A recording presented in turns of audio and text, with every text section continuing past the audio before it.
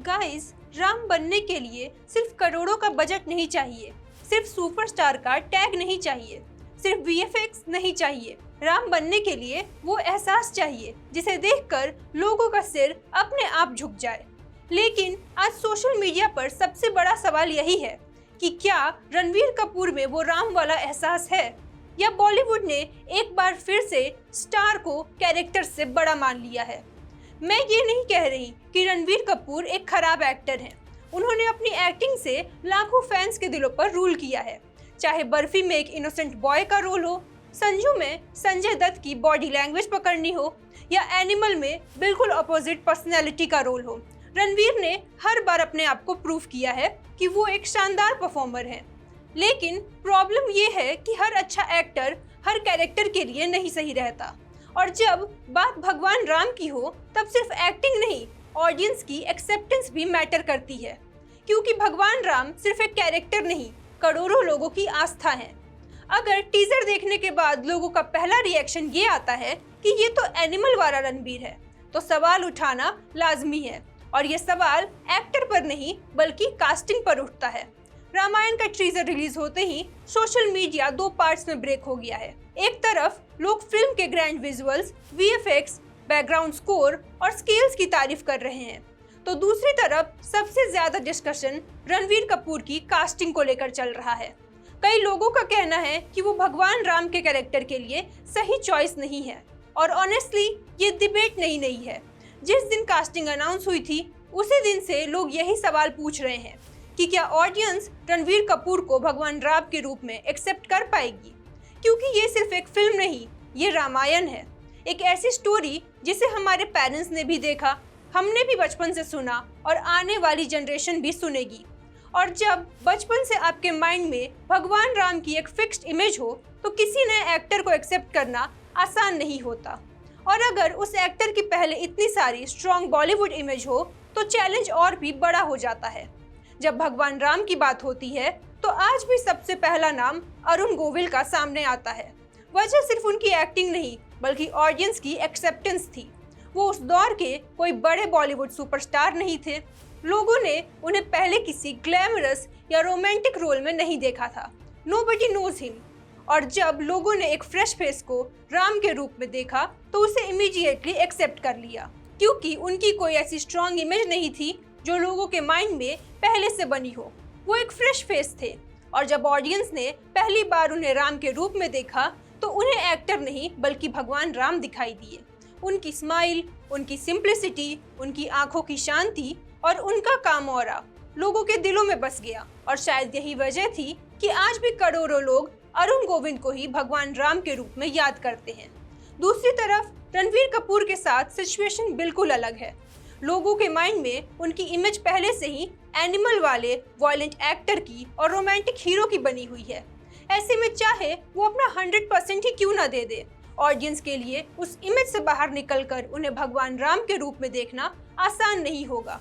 और अब हाल ही में एक इंटरव्यू में भी रणवीर कपूर ने इस क्रिटिसिज्म का जवाब देते हुए कहा है कि भगवान राम के किरदार निभाने के लिए कोई भी एक सही एक्टर नहीं होता।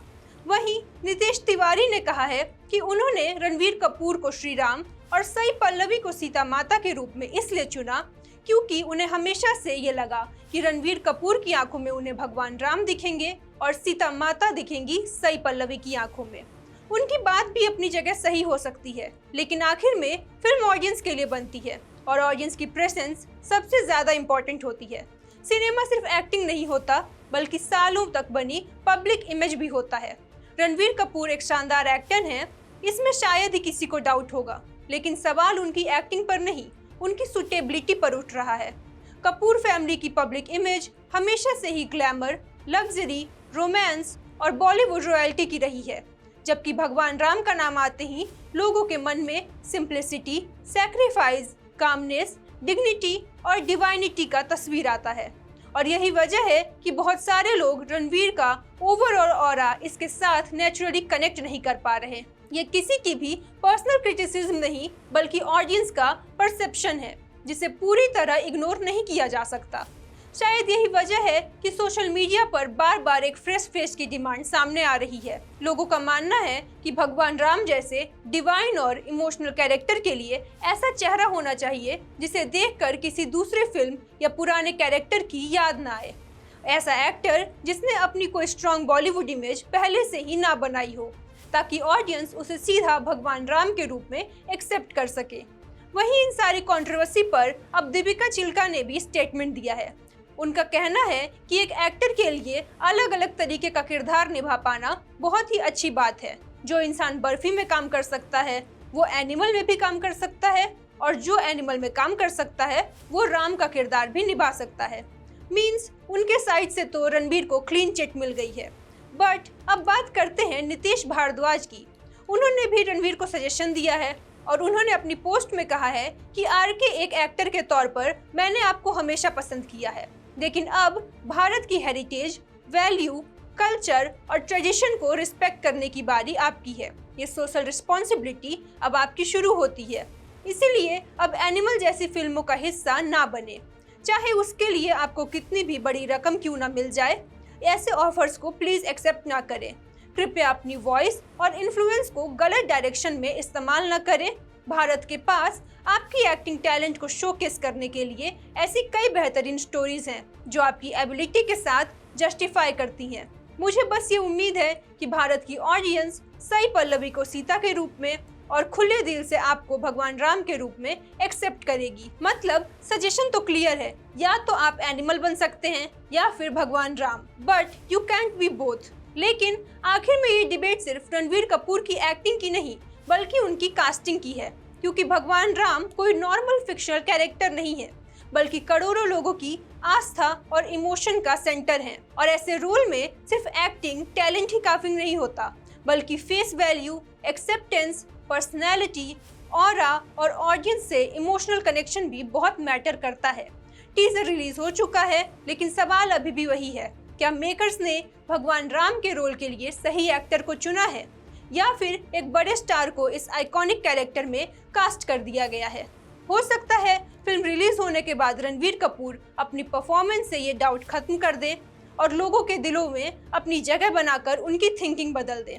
फिलहाल सोशल मीडिया पर सबसे बड़ा सवाल यही है कि क्या बॉलीवुड ने पहले स्टार को चुना और फिर कैरेक्टर को फिट किया, या फिर रणबीर कपूर सच में भगवान राम के रूप में सबके दिलों को जीत पाएंगे। अब फैसला ना क्रिटिक्स करेंगे और ना ही सोशल मीडिया डिबेट्स। असली फैसला वही ऑडियंस करेगी जो थिएटर्स में जाकर ये तय करेगी कि रणबीर कपूर सिर्फ एक्टर बनकर आए हैं या फिर इस लेजेंडरी रोल को अपनी परफॉर्मेंस से यादगार बनाने आए हैं। आपका रणबीर कपूर के राम वाले लुक पर क्या कहना है, कमेंट में हमें जरूर बताएं। अगर आपको ये वीडियो अच्छी लगी तो इसे लाइक और चैनल को सब्सक्राइब करें। मैं स्वप्निका सिसोदिया आपसे जल्द मिलूंगी एक और ऐसी ही अपडेट के साथ।